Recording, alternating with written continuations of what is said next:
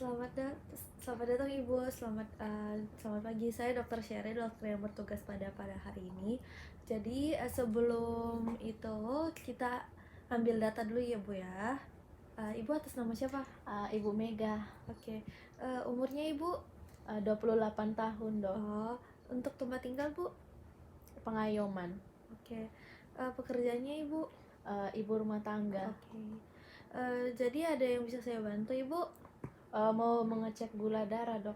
Oke. Nah, jadi sebelum melakukan pengecekan gula darah, ada persiapan pasien. Yang pertama itu untuk tes gula darah puasa itu, yang pertama ada kita memberitahu pasien untuk puasa 8-12 jam. Lalu setelah itu kita arahkan tes dan kita hentikan pengonsumsian obat. Kalau ada juga itu kita tulis di tes formulir permintaan tes lab. Lalu selanjutnya itu untuk GD 2 beta itu kita dilakukan 2 jam setelah tes GDP, di mana pasien diberikan 100 gram karbohidrat.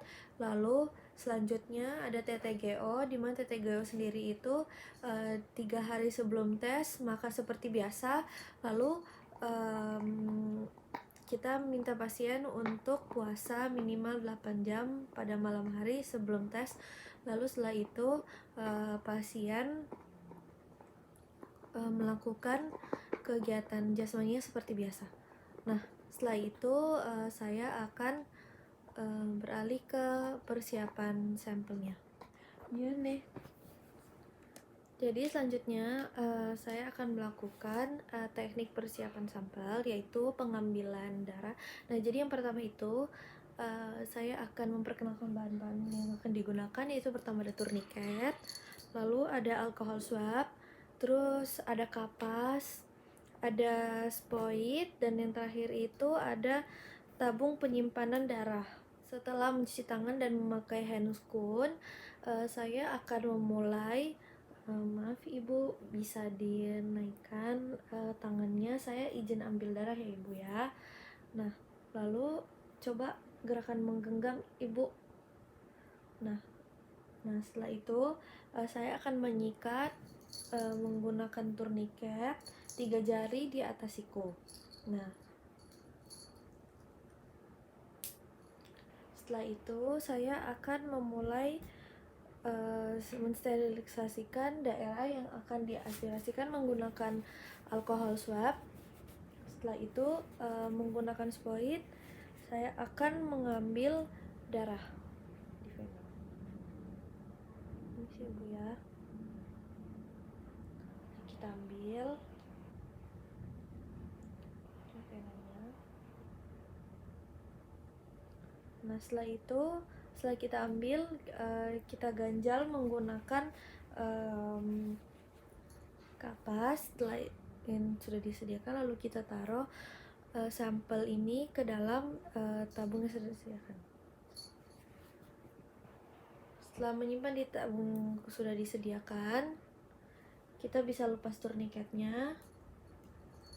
Lalu saya akan melakukan pemeriksaan analisis kadar glukosa, dan saya akan menjelaskan tentang metodenya terlebih dahulu.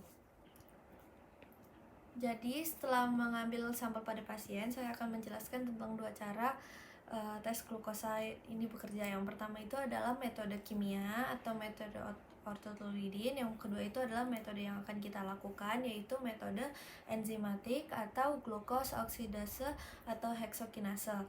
Nah, di mana cara kerjanya itu nanti sampel yang telah kita ambil tadi kita tambahkan dengan trinon 1 atau ATP NADP, lalu ditambahkan dengan reagen 2 yaitu HKG 6 PDH.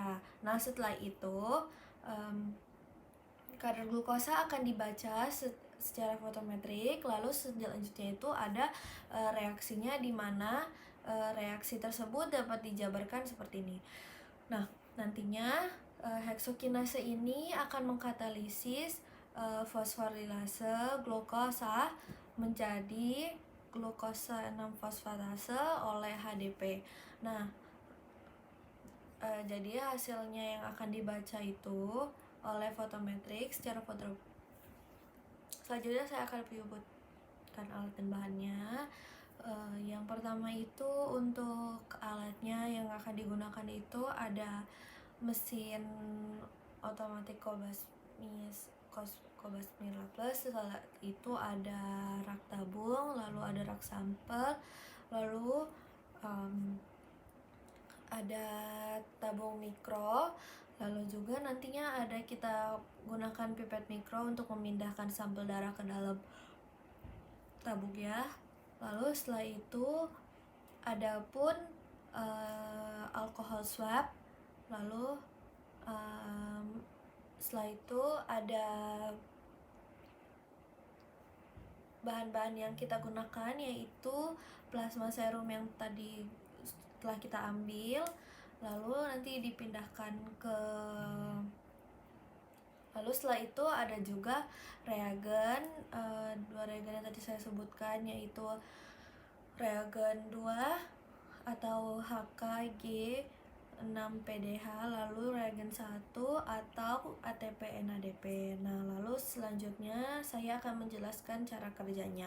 Nah, yang pertama itu gula darah puasa, di mana gula darah puasa ini kita nyuruh pasien untuk puasa 8-12 jam, lalu kita ambil. Setelah itu saya akan memulai menjelaskan bagaimana cara ini adalah cara otomatis. Nah, caranya itu adalah yang pertama kita pindahkan reagen, kedua reagen ini ke dalam tabung rak. Lalu yang pertama itu adalah reagen ATP NADP, lalu kedua itu ada reagen G6PDH. Setelah itu kita pindahkan sampel yang tadi yang telah kita ambil ke pasien 500 mikroliter ke dalam tabung mikro yang telah disediakan. Nah, setelah memindahkan ke tabung mikro yang telah disediakan,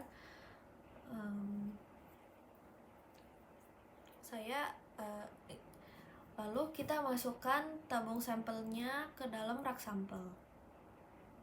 Nah, setelah kita masukkan ke dalam alat otomatis untuk dilakukan tes glukosa. Lalu kita masukkan beserta rak-raknya. Lalu setelah itu kita melakukan pengaturan pada alat Cobas Mira Plus ini. Lalu tes glukosa akan terbaca secara fotometrik. Nah, untuk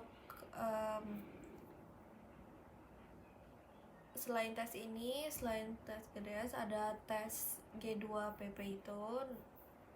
Nah, untuk G2PP itu dengan tes TTGO dia memiliki prinsip tes yang sama, namun untuk tes G2PP ini dia diberikan karbohidrat sebanyak 100 gram, lalu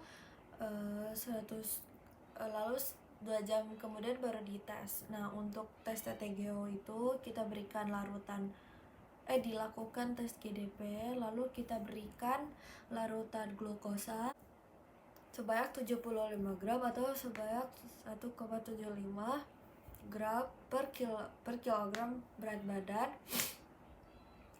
Lalu kita larutkan ke dalam air selama 250 ml. Lalu kita berikan pada pasien untuk dihabiskan dalam waktu 5 menit.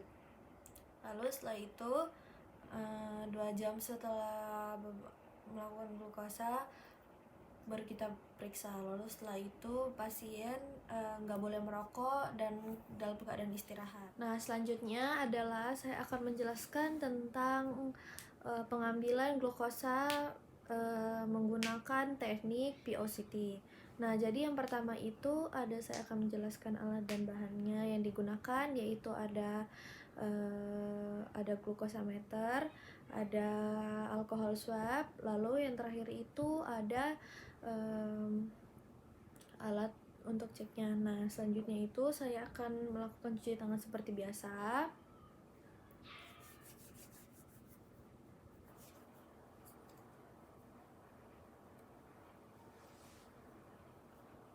setelah melakukan cuci tangan, saya akan memakai handscoon. Lalu setelah memakai handscoon, saya akan memasukkan alat glucose meter atau stripnya ke dalam alat auto check. Nah, setelah memasukkan ke dalam auto check, saya akan mengambil sampel darah kapiler dari pasien. Permisi Ibu, saya izin ya. Nah, di sini kita menggunakan jari 324. Sebelumnya saya akan sterilisasi menggunakan alkohol swab pada jari telunjuk. Lalu setelah itu saya akan menggunakan saya akan membuat agar darahnya keluar. Setelah itu, setelah darah keluar, saya akan menaruh darah yang keluar itu ke pendeteksi glukos atau strip meter yang telah kita taruh tadi. Nah, setelah itu kita tunggu dan kita biarkan alatnya bekerja. Lalu kita nantinya kadarnya itu akan muncul di dalam alat ini. Nah, untuk interpretasi terakhirnya itu saya akan menjelaskan tentang interpretasinya. Nah, yang pertama itu kita mulai dengan GDS. Nah, GDS itu yang pertama ada bukan DM jika dia di bawah 110. Nah, untuk yang 110 sampai 99 itu dia belum pasti diabetes. Namun kalau misalkan dia melebihi 200 itu dia DM. Lalu selanjutnya adalah gula darah puasa, yaitu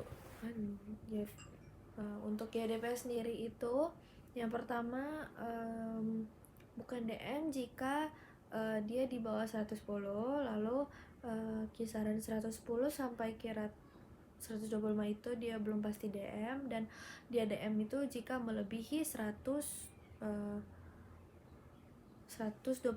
Lalu selanjutnya itu ada GD2PP di mana di bawah 140 itu dia bukan DM, kisaran 140 sampai 200 itu dia belum pasti DM, lalu lebih dari 200 itu dia DM.